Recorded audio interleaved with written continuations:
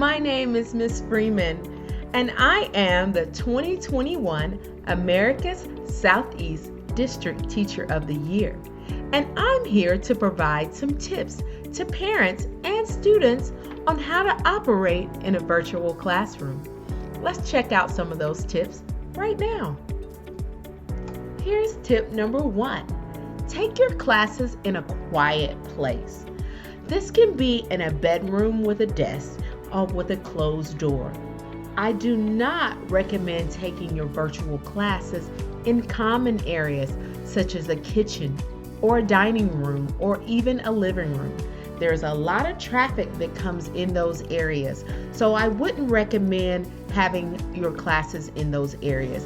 I would recommend maybe a bedroom or a study or an office of some sort where there's not a lot of people coming in and out. So have your laptop or your computer placed on a flat surface. It's not a good idea to be moving your computer about. Have it on a flat surface so that your teacher can clearly see you in the classroom. So I would recommend that you take your classes in a quiet place such as a bedroom and just sit your laptop or your desk or your device on a flat surface so that you may take your classes. My second tip, I recommend that students use some type of headphones for their classes. Now I know students have their own style of headphones that they like to use. This was just one that I had laying around because it has a little mic here. You want to make sure that whatever headphones that you use, that they do have the mic piece that you can not only hear what's going on, but you can speak as well, because this is a virtual classroom. It is engaging. We're not only listening, but we're also speaking as well. So I do recommend that you have headphones as a part of your virtual classroom. It also just takes away from background noises. If we're taking classes at home, there are a lot of things going on. The doorbell may be ringing, the dog may be barking, mom may be yelling at brother and sister. And so that by using headphones, we can eliminate a lot of those noises. Sorry, that was one of my sharks from one of my classes. But we can eliminate a lot of that background noise by just using headphones. So take your classes in a quiet place.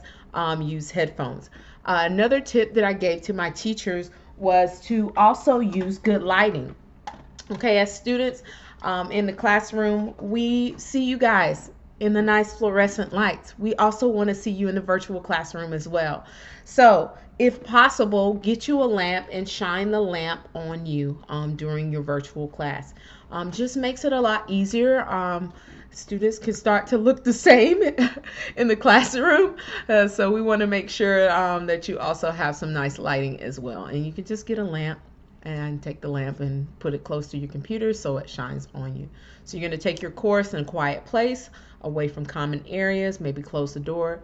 You're going to use headphones. You're going to use some good lighting, have a lamp set up so that your teachers can see you. Number 4. You want to be engaged as much as possible. This is your classroom outside of a classroom. So classroom rules and procedures still apply. We're going to be respectful in our classroom. We're going to have a positive attitude in our classroom. If you're expected to engage while you're in school, you're also expected to engage in your virtual classroom.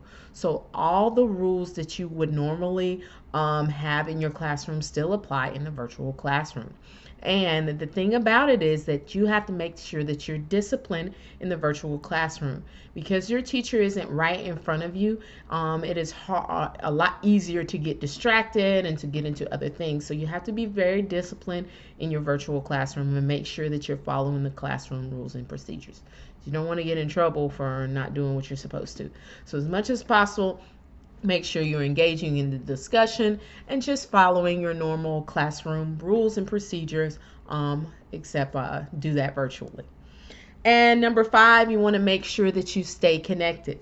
Since this is a virtual class, it is upon the student to know when to log in, where to log in, and to make sure that all of their connections are taken care of. I would advise any student, if you can, set timers on your phone of when you need to log into your virtual classroom.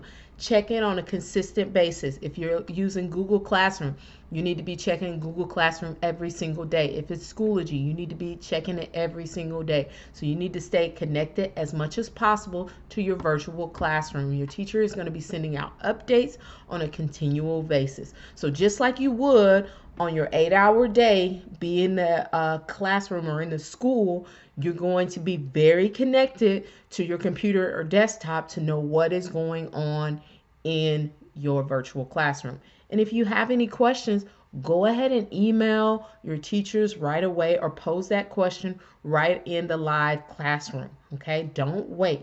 All right, so you want to stay connected. So I'll go over those again for parents and students. So, number one, take your class in a quiet place, somewhere away from traffic, so we're not having dogs barking and doorbells ringing and all those things. So I would not recommend common areas such as kitchen and dining room. It's just too much traffic and unpredictable things happening in those areas. Number two, make sure you have a pair of headphones available. It's not required for students to have headphones, but it definitely makes for a better experience for the student. You don't have to get these headphones, but any pair of headphones that you can speak into with a mic on it and that you can hear as well.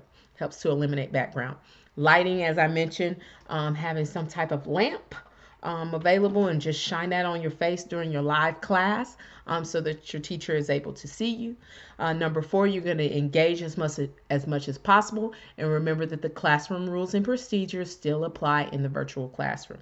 And lastly, you want to stay connected by checking your emails, logging into your Google Classroom, your Schoology Classroom, or whatever platform that you're using. You want to be checking it on a continual basis. And this can be fun for you guys to be able to be in this virtual classroom for parents and students. This is a 21st century learning opportunity. A lot of the college students, you have brothers and sisters that are doing this virtual learning. And so for you guys in our middle school, in our elementary school, and even in our high schools to be doing it too, I think this is a great opportunity for you guys to learn and really engage in a 21st century type of environment where you're virtual. So I hope these tips were helpful for you. If you have any questions about anything that I mentioned, I'm going to post my email right down here.